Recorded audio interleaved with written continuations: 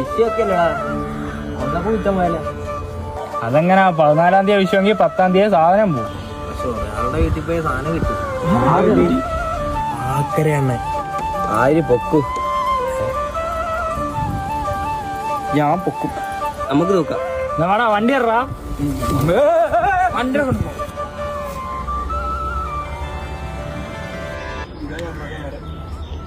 ഇതാണെന്നെ കണിക്കൊന്ന. ഞാനിവിടെ നിൽക്കാം, ആരെങ്കിലും വരുന്നു നോക്കി. ശരിയാ, സിഗ്നൽ തരാൻ ഒരാളെ വേണം. എടാ അത് പറ അപ്പുറത്തെ ആ മണ്ട താഴെ താഴെ താഴെ ഞാൻ പറിച്ചോളാം. എന്നാ ഓക്കെ.